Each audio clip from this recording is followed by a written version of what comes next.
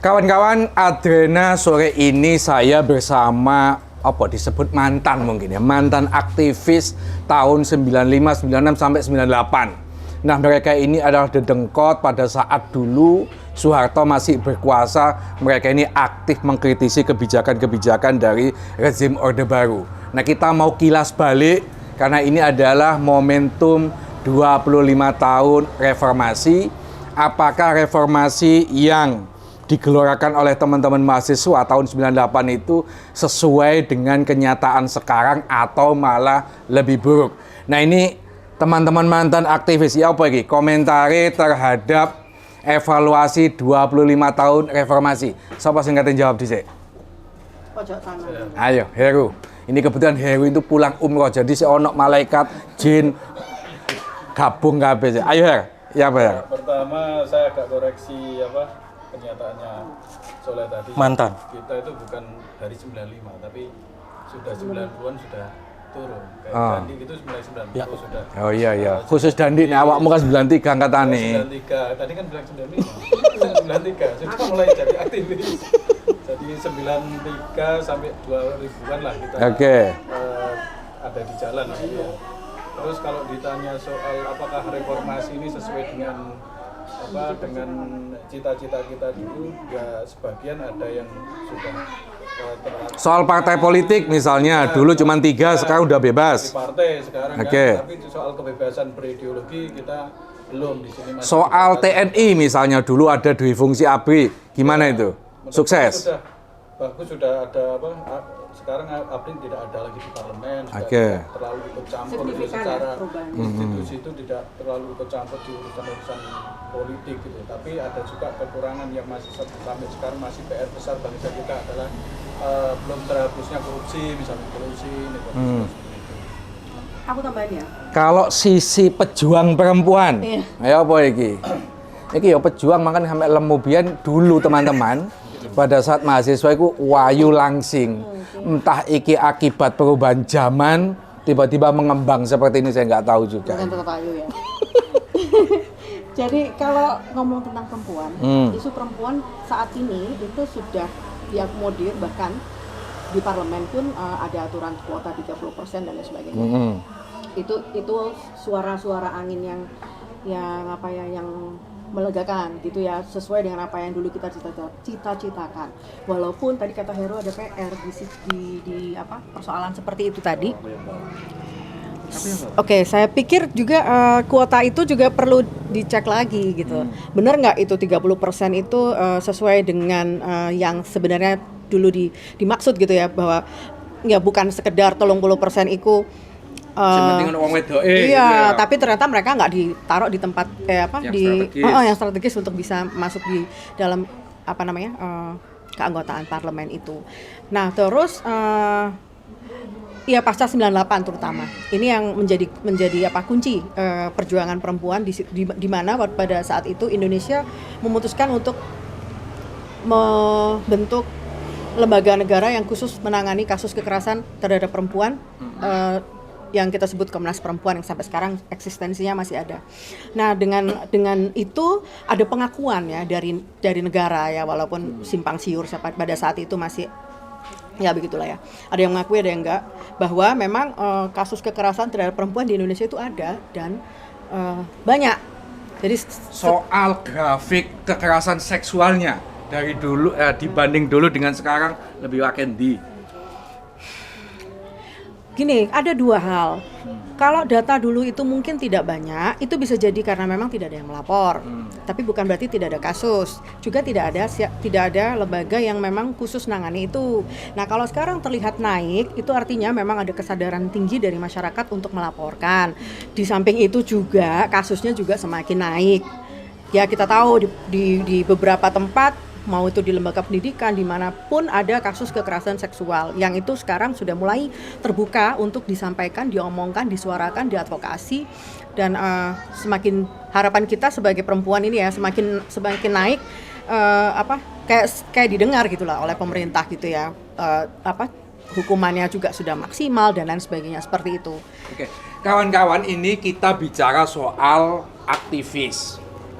Dulu diakui yang menjatuhkan itu kan teman-teman aktivis. Nah, apakah politisi kita di teman-teman pemerintahan itu banyak diisi oleh aktivis atau tidak? Kebetulan di samping saya ini caleg.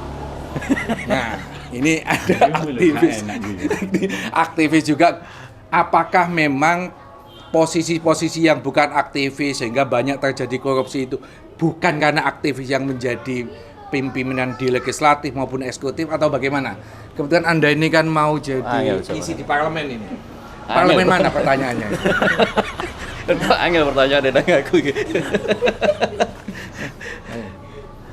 Ya, jadi perubahan signifikan persertaan pemilu, termasuk undang-undang pemilu kan sudah banyak berubah. Tapi ternyata membawa pragmatisme baru yang eksesnya mungkin tadi yang Soleh sebutkan bahwa ternyata ketika banyak orang masuk partai politik dan berikutnya menduduki jabatan, ternyata juga ikut harus pragmatisme tadi. Memang benar ada banyak kawan kita aktivis juga di masa lalu yang saat ini duduk di partai politik dan menduduki jabatan penting, tapi nyatanya masih belum bisa menjadi motor perubahan sistem dalam partai itu sendiri untuk misalnya menjadi menjadi pembaharu dalam lingkungan kepartean misalnya seperti atau itu. malah aktivisnya terlibat masuk ke dalam juga melok korupsi pisan gitu. Ini lebih karena sistem yang pragmatis tadi yang demikian kuat ternyata itu tadi membawa efek pada kawan-kawan yang ternyata belum bisa memiliki andil besar untuk ikut membuat partai politik ini menjadi lebih ideal berperan menjadi politik yang lebih baik kira-kira gitu. Oke. Kalau Azhari, tanggapannya piye ya? Ya kalau aku melihat sekarang sih memang Ini mantan musisi. ya. Masih musisi enggak? Masih. Suaranya sama dengan Roto-roto. 25 tahun yang lalu apa wis mulai serak-serak basah? Serak-serak gak basah pisan le. Wis gak basah kering. Iya le. Rada jemek titik nih le. Jadi ya kalau melihat tentang setelah reformasi yang kemarin itu mungkin malah kondisi perpolitikan sekarang ini malah cenderung lebih kebablasan ya Soleh. Kenapa? Kebablasan kenapa? Karena kan cita-cita kita dulu adalah memang awal ya dari perjuangan gerakan kita dulu adalah kan memang turunkan Soeharto, 2 divisi TNI dan 5 undang-undang politik itu. Nah, kemudian setelah tergulingnya Soeharto, kemudian 2 divisi TNI juga sudah mulai kita pinggirkan ya. Kemudian muncullah sebuah fenomena baru bahwa dulu itu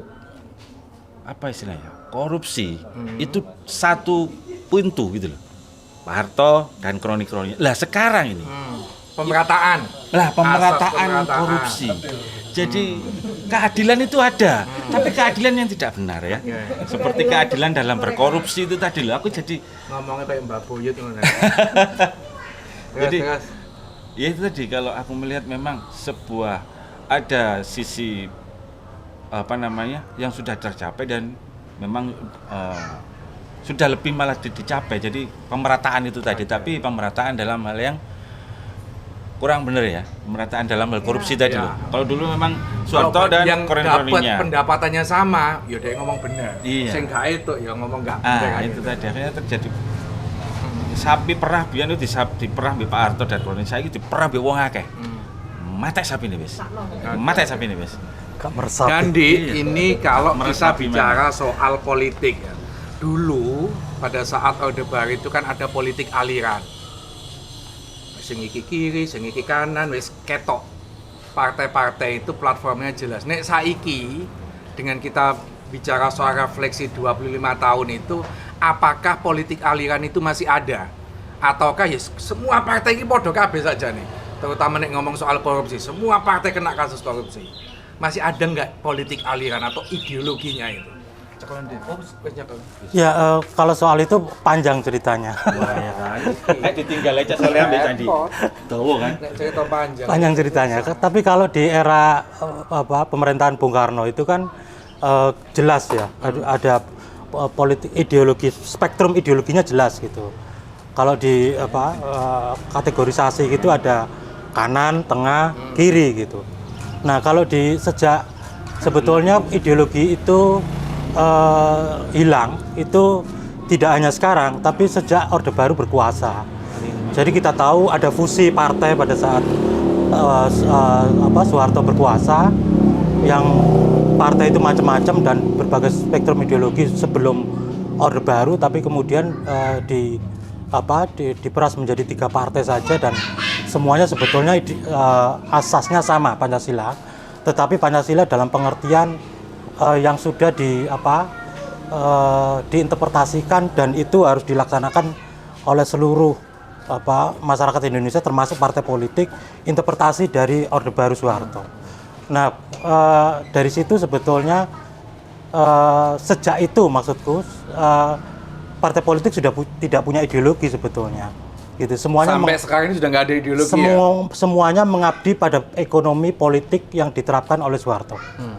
Nah, tetapi ada perubahan ketika masa reformasi 98 itu kan ada multipartai ya, tetapi ideologinya masih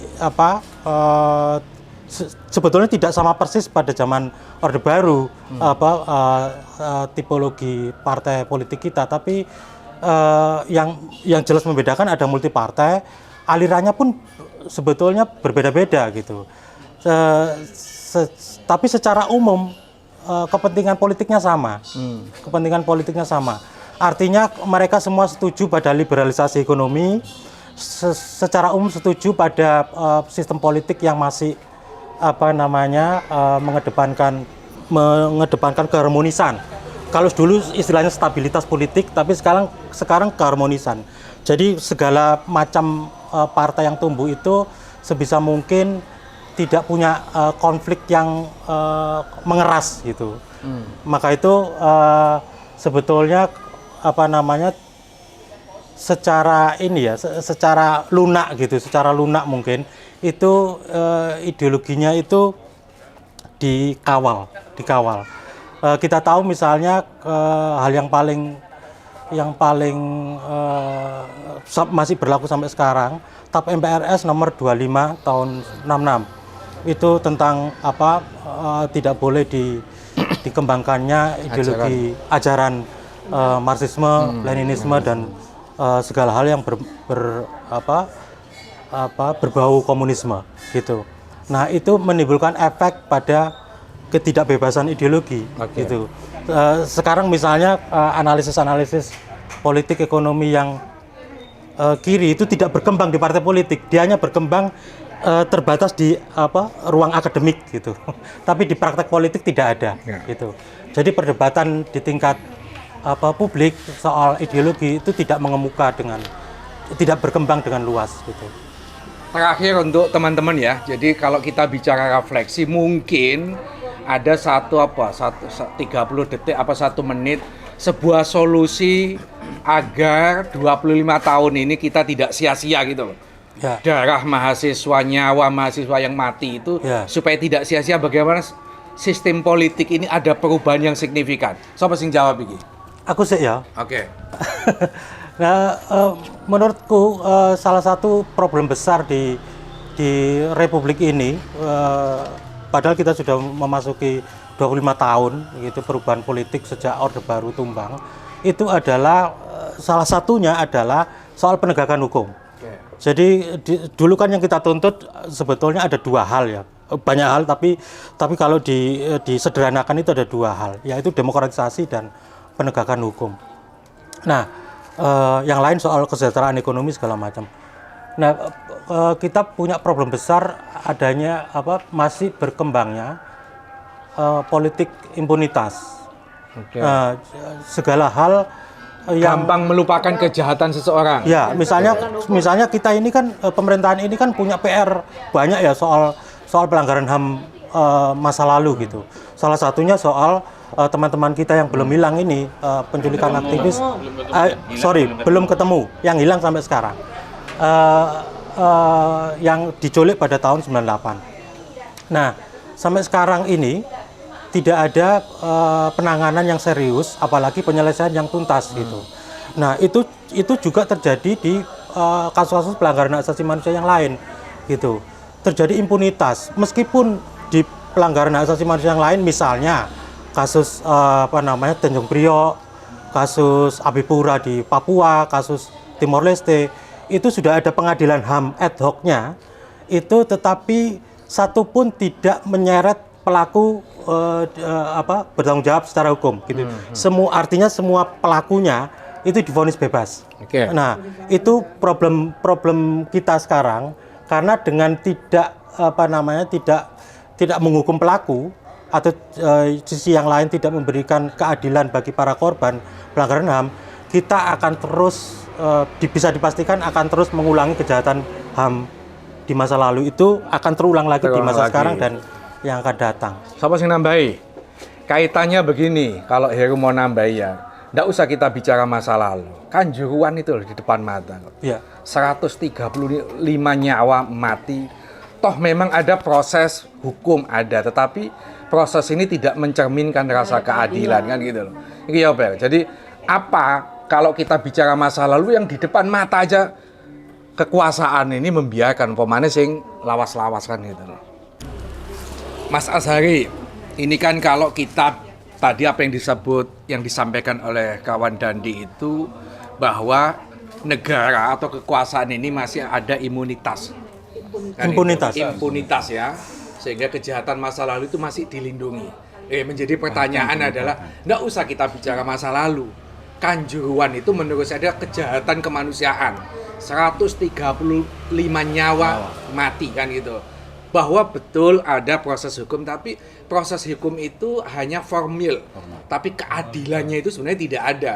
Bagaimana orang mateni wong sakmono akeh cuman dihukum 1,5 tahun. Bagaimana menurut mantan pemain band Lontar? Vokalis. Jadi kalau menurut saya sih nggak cuman di penegakan hukum dari pelaku-pelaku sendiri, tapi juga advokasi dari korban-korban ya. Karena kan di situ ada korban yang traumatis ya.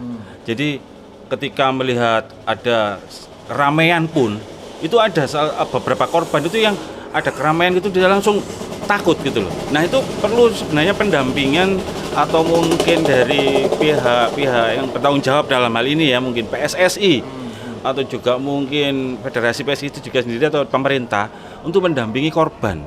Jadi tidak hanya keadilan dalam misalnya ya wis dihukum yang salah dihukum. Tidak, tapi secara korban mungkin yang meninggal, bahkan mungkin yang ada yang cacat, bahkan cacat secara mental juga ada. Ya tadi yang saya sebutkan, ketika ada keramaian mereka jadi takut. Kemudian lihat polisi, tentara juga mereka takut. Nah, itu yang traumatis, itu yang perlu pendampingan dalam hal ini. Keadilan itu juga harus kepada menyentuh korban. Oke. Nah, Kris, ini terakhir Kris, kita mau buka puasa ya, dong. Bagaimana pendapat Kris terkait dengan pemimpin masa depan generasi milenial? Apakah generasi muda, generasi milenial sekarang itu yang sudah masuk di dalam politik, ada yang jadi staf sus presiden, ini adalah sebuah simbol kemajuan atau ini hanya sebuah formalitas? Sampai saat ini formalitas, karena survei beberapa survei kan masih menunjukkan keterlibatan anak muda di politik ini masih sangat rendah. Artinya mereka masih apatis ya, sangat apatis terhadap partai politik maupun terhadap jalannya sistem politik di Indonesia. Tanpa keterlibatan anak muda, kepedulian anak muda kepada politik, ya jangan harap ada perubahan yang akan terjadi di negara ini. Karena kita tahu pemilih terbesar 2024 ini 65% kan anak-anak muda. Dengan pemahaman politik yang masih sangat rendah. Jadi artinya memang ini jadi catatan besar, anak muda yang tidak abai dengan politik, jangan memandang politik hanya semata perebutan kekuasaan, tapi politik ini adalah bagian dari sistem kehidupan kita yang mengatur hidup kita dan mengarahkan masa depan kita. Artinya kalau anak-anak muda abai dan anak muda tidak peduli pada politik, ya ini akan selesai. Kita berkutat pada persoalan yang sama dari zaman kita dulu 98 sampai sekarang nggak akan pernah ada perubahan. Oke. Ita mau nambah apa Ita? Ya, kalau aku mikir anak muda sekarang itu kan cenderung nggak mau susah ya. Nah, kita ini konco-konco mau biyen ya ngono. Sing demo ya awakmu mbek dadi mbek kita tok. Lah ini ya senengane nonton. ya sekarang bioskop. lebih parah lagi sekarang ya. karena ada tawaran-tawaran kemudahan yang mereka anggap lebih asik daripada ngomongin politik.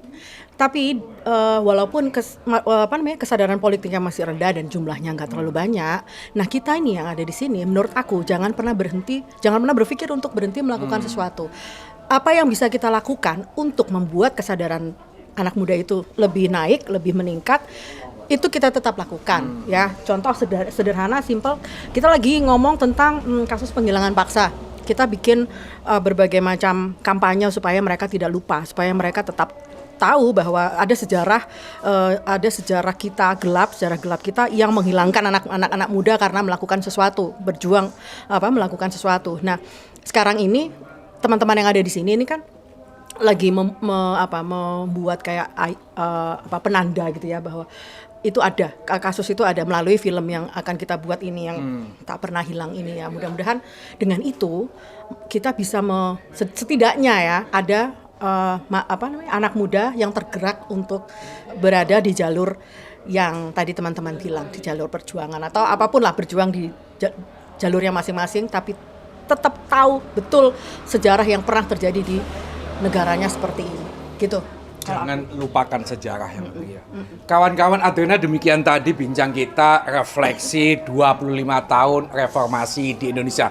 Harapannya karena pemilu sudah dekat, tahun depan 2024, siapapun mau muda, setengah tua pun harus memilih generasi-generasi yang sejarahnya jelas, catatan sejarahnya tidak hilang, jangan asal pilih sehingga yang muncul adalah pemimpin-pemimpin karbitan. Demikian dialog bincang soal refleksi 25 tahun reformasi.